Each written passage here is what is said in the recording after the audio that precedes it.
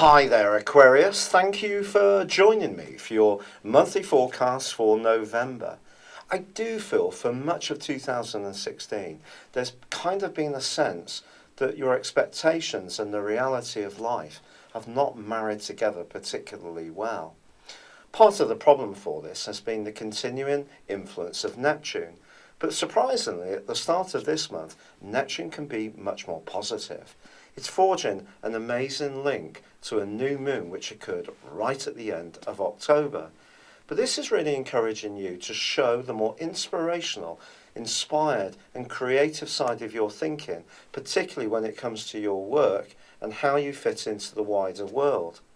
You have that more radical side of your nature which comes from Uranus being your co-ruler, but there's also that much more traditional instinct you have which comes from Saturn. And Saturn is also going to be forging an amazing link with Jupiter, the planet of good fortune.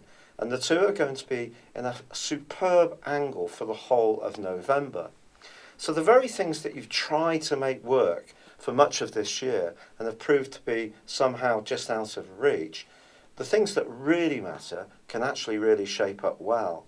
And it can be in some way to do with fraternity, to do with getting to the solid citizens who really understand what you are about and what you're working towards.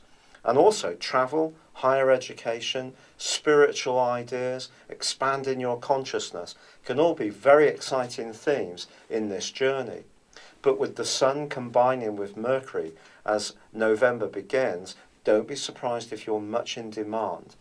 Your skill set is going to come much more into focus. It doesn't mean to say that absolutely everything you want is just going to fall at your feet, but there is an option here for other people to become much more aware of what you have to offer.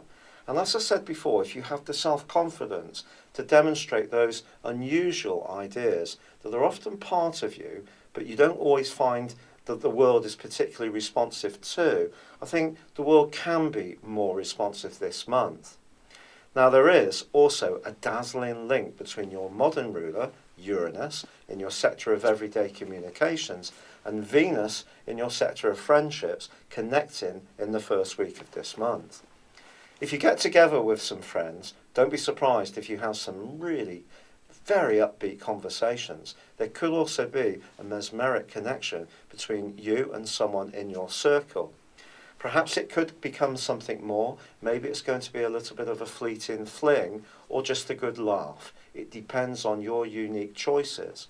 But on the 7th, there is a quarter moon in your sign. It's just saying to you that when you orientate towards those big goals, your ambitions, pushing towards what can see you making an impact on the wider world, you can't have it absolutely on your own terms. You still have to stay conscious about some of the rules and regulations that the world has and some of the customs, if you like. And because you can be a rebel rouser, you can be frustrated sometimes by these. So just throttle back a little bit in the following week if you do encounter a bit of a job's worth or someone who wants to do it the old way.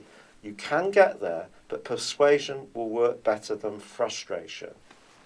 But Mars is going to be arriving in your sign on the 9th. This is really a champagne moment for you. It's going to give you so much more extra confidence. Over the following 6 weeks, your physical vitality is also going to leap. You're on the front foot, you're prepared to take life by the scruff of the neck, and you could become more risk-taking too. All of this extra confidence can of course be very alluring to the people that you encounter. There's nothing like it for boosting your sex appeal. But despite all of this obvious social and very invigorating energy, Venus, the planet of love, does then move into a very sheltered part of your situation on the 12th. This is an area which could see you be thinking more about people from your past. There could be some kind of reunion, perhaps linked to the seasonal celebrations, or perhaps it's going to be much more tender than that.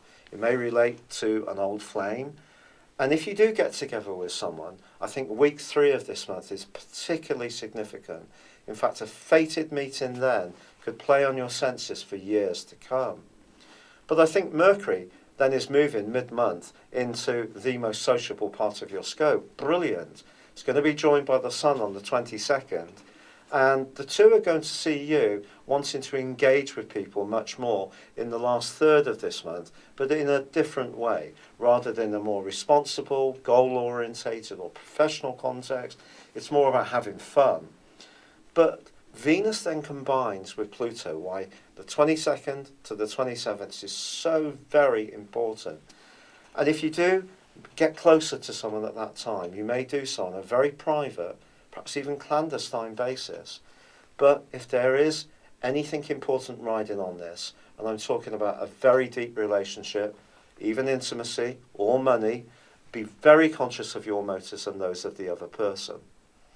Now, there is, as the Sun moves into Sagittarius, there is going to be a sense that you want to just be much more lighter about life. But just be conscious about your resources, because the new moon, which occurs on the 29th, gets into trouble with Neptune. Neptune actually goes forwards on the 20th after a 5.5 month backward journey. If your finances over that period of time have seemed a bit uncertain, I think things can ease, but you still need to show quite a lot of self-discipline as this month comes to a close. Any people you encounter in group situations who have very different values to you, especially people who are not very obvious about showing how they feel, go careful. There could be a trickster around, someone who could be very charming but does not have your best interests at heart. But I do feel with the Sun and Mercury combining at the end of this month, it's going to give you even greater passion to clarify your future in the way that's really unique to you, the Aquarius. But you just need to be conscious that the real world is going to be disguised through the guise of Neptune, and Neptune can be a bit hard to understand at the best of times.